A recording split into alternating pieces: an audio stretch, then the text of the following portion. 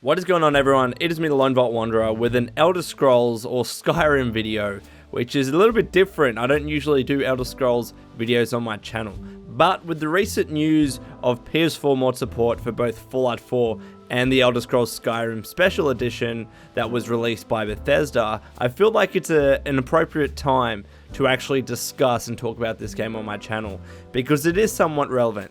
So, if you didn't know, I'll show you on the screen right now so you can have a quick look, but Bethesda announced that mods will not be coming to the PS4 versions of both Fallout 4 and also Skyrim Special Edition. Now, I'll read the full quote to you on screen right now, just so I can get it out there. Bethesda has said on their Bethesda.net website, linked in the description below by the way, that after months of discussion with Sony, we regret to say that while we have been long ready to offer mod support on PlayStation 4, Sony has informed us that they will not approve user mods the way they should work, where users can do anything they want for either Fallout 4 or Skyrim Special Edition. Like you, we are disappointed by Sony's decision, given the considerable time and effort we have put into this project, and the amount of time our fans have waited for mod support to arrive. We consider this an important initiative, and we hope to find other ways user mods can be available for our PlayStation audience. However, until Sony will allow us to offer proper mod support for PS4, that content for Fallout 4 and Skyrim on PlayStation 4 will not be available. We will provide an update if and when the situation changes. So essentially, mods aren't coming to the PlayStation 4 versions of both Fallout 4 and Skyrim Special Edition. You all know that Xbox One Fallout 4 has had mods for a while now, I believe since May, and of course Skyrim Special Edition on Xbox One is presumably going to get mods right out of the bat for the console, and they're going to be operating in a very similar way to the way console mods work now for Fallout 4 on the Xbox One. Now, of course, this news is directly relevant to Fallout 4, right? I mean, this was something that was initially slated to be ready in June of this year, and it kept getting delayed and delayed for Fallout 4. And we've finally gotten to this stage where now Fallout 4 on PS4 is not going to have mods, or at least it's been announced that at the time being, the PS4 version won't be getting mods. It could change, but it seems at this stage that it's not going to be changing. And now, while I wasn't home at the time that I could make a video on this as it pertained to Fallout 4, and because a lot of other YouTube channels and news websites have already discussed this to death, what I wanted to do instead was to try and discuss something a little bit different and shift the focus a little bit away from Fallout 4 and more so towards Skyrim Special Edition, just so we can have a different discussion to what's already been had over the past 3 days. Again, this news is 3 days old, so I'm a bit late to it because I wasn't home and I couldn't record.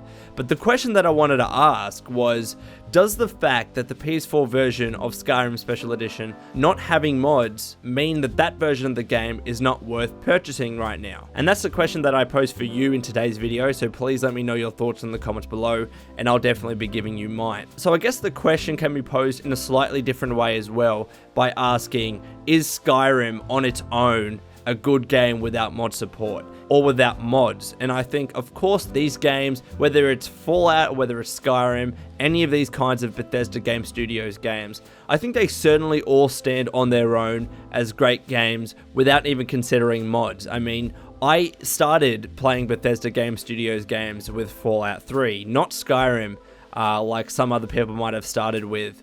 And that was because I didn't own a PC. I gamed solely on my Xbox 360, and that's where I picked up Fallout 3. So my first 2, 3, however many playthroughs I did of Fallout 3 on the Xbox 360 were without mods. I simply played the game with the vanilla graphics, with the vanilla feature set, no mods installed, of course, because they weren't possible on the Xbox 360, and I enjoyed the hell out of the game. Then when I started to play Skyrim on Xbox 360, I actually simultaneously started to create videos, let's play videos in fact. I think they're available on my channel somewhere.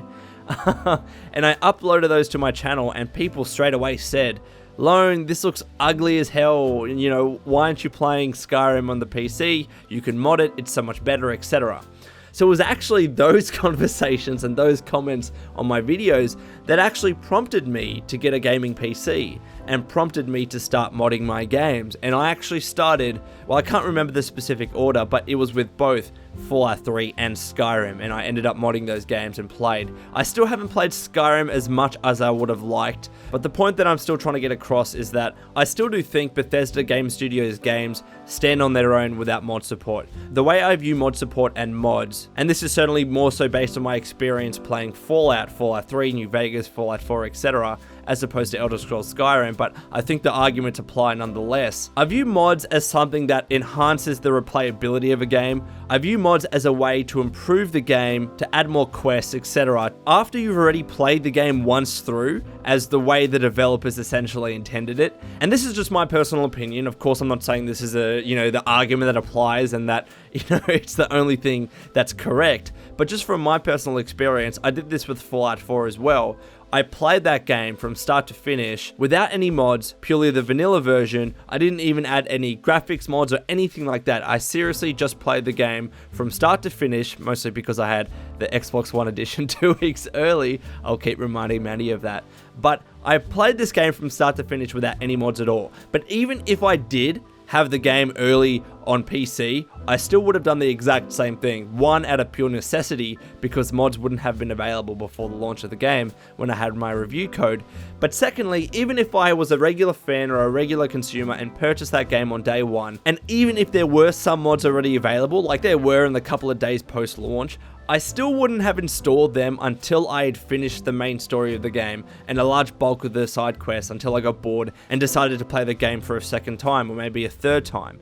And the reason why I say that is because I simply just wanted to play Fallout 4 as the developers intended it, the vanilla game without any changes, without any improvements, to simply enjoy the game for what it was without any mod support. And I think anybody should be doing that for any game, whether it's Fallout, whether it's Skyrim, whether it's any game that can be installed with mods. Grand Theft Auto, for example, even though it's a bit more difficult.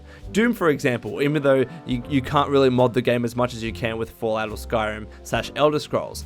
I think that with any game, in my personal opinion, it's good to play the game in its base or vanilla form without any mods installed. And then once you play the game once or twice and you're starting to get bored of the raw vanilla base version, then you start to install mods and see what the mod community can really offer to your gaming experience. And that's the way, as I said, I treated Fallout 4. After I played the game once through and I enjoyed the base experience, I started to mod my game to hell with graphics improvements, with gameplay improvements, with new weapons, new armors, etc. And I did a whole modding series on that where I experimented with different mods on the PC version. So bringing it back to the question as to whether Skyrim Special Edition on PS4 is worth it, I would still say it is, simply because the base experience of Skyrim can still be enjoyed without mods. Mods are a very important feature of Elder Scrolls and Fallout games on the PC, and now of course on Xbox One, because modding is a thing. It's a very important feature because I think it really adds to replayability of the games. It really helps change the experience, keeping the game fresh. There are so many positive benefits to modding that I think you definitely can't push to one side. But even though the benefits are really important, even though that there are a lot of benefits and there are a lot of positives to modding these kinds of games, it's certainly not the be-all and end-all. These games definitely have different things to offer aside from just modding, and that's the way they existed on console until only quite recently with Fallout 4. Whether it's Oblivion, whether it's Fallout 3, whether it's New Vegas, whether it's Skyrim, what have you, these games existed on consoles and were enjoyed by millions of people on consoles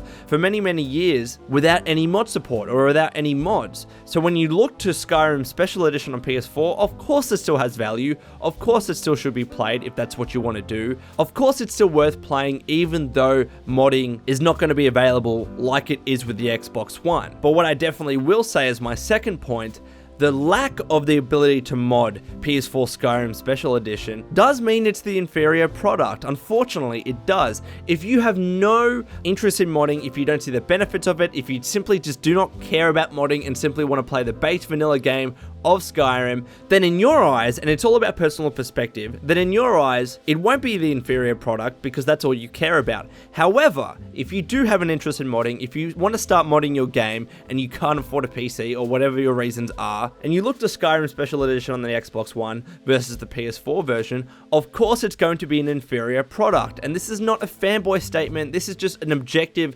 fact. one game will have a feature and the other game won't have a feature. That's definitely the cold and harsh truth of it. I'm not saying that the game is not worth playing, because I still think that the vanilla based game offers a lot of value, but comparative wise, of course there's a difference, and no one can really deny that, and I still feel shitty for people that are on the PS4 with regards to both Fallout 4 and Skyrim Special Edition, that in the case of the former, play the game, or that in the case of the latter, are going to be playing the game without a feature in the form of modding that has been so important on the PC versions of these games for many years, and is starting to pick up more importance on the Xbox One. So in summary, I still definitely think that Skyrim Special Edition is worth playing on the PS4, especially if you've never played the game before. Also as well, if you have played the game before, even with mods, but simply want to see what this up-res looks like and just jump back into the world of Skyrim, I definitely think it's worth it. And of course, if you can't afford an Xbox One or a PC and just have a PS4, then I still think it's worth playing even without mod support. But in terms of a strict comparison and an objective comparison,